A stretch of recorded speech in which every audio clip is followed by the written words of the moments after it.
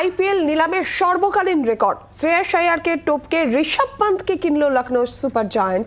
ঋষভের দর উঠল 27 কোটিতে। এর আগে আইপিএল নিলামে শ্রেয়াসের দর ওঠে 26 কোটি 75 লক্ষ টাকা। শ্রেয়াসকে কেনে পাঞ্জাব কিংস, কিন্তু গতবার শ্রেয়াসের অধিনায়কত্বে আইপিএল জিতেছিল কেকেআর। অর্শদীপ সিং এর দর উঠল 18 কোটি টাকা। অর্শদীপকেও কিনে নিল পাঞ্জাব কিংস।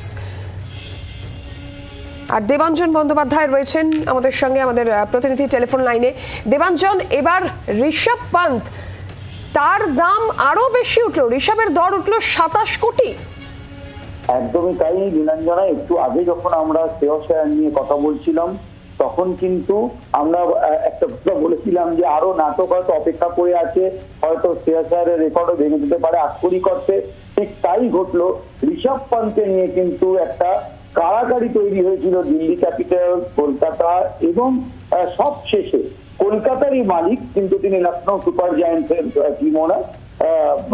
তিনি লখনৌ সুপার জায়ান্টসের ঋষভ পান্তকে 27 কোটি টাকা দিয়ে তিনি নিয়েছেন এবং তার ফলে কিন্তু বলা যেতে পারে আইপিএল এর ইতিহাসে এবছরের আইপিএল এ কিন্তু আশা করা যাচ্ছিল যে ঋষভ পান্ত সর্বোচ্চ দর পাবেন।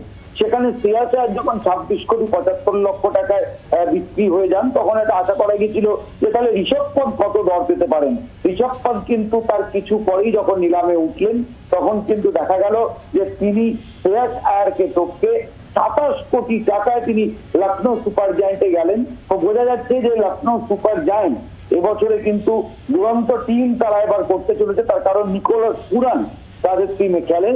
সেই নিকোলাস পুরানের সঙ্গে ঋষভ পান্ত, মানে এই দুই টি-20 ক্রিকেটের একজন ভারতীয় এবং একজন ক্যারিবিয়ান, এই দুই খেলোয়াড় দলে চলে আসায় বলা যেতে পারে লখনৌ দল কিন্তু একই সঙ্গে দুরন্ত শক্তিশালী হয়ে উঠলো। তার কারণ যখন দিল্লির সাথে শেষ মুহূর্তে দিল্লিতে, কারণ ঋষভ পান্ত দিল্লিতেই শেষ কয়েক মরশুম খেলে এসেছেন, দিল্লির শেষ মুহূর্তে তাকে রাখার জন্য যে চেষ্টা করেছিল সে সময় কিন্তু কলকাতার মালিক সঞ্জীব গোয়েঙ্কা, জাহির খান এরা কিন্তু আলোচনা করে ঋষভ পান্তের জন্য সর্বোচ্চ দর হাঁকেন এবং ঋষভ পান্ত লখনৌ সুপার জায়ান্টে আইপিএল এর সর্বকালীন 27 কোটি টাকায় তিনি দল বদলে চলে গেলেন হচ্ছে লখনৌ সুপার জায়ান্টে দিল্লি ক্যাপিটালস থেকে। বাংলার আওয়াজ, বাঙালির আবেগ, জি 24 ঘন্টা।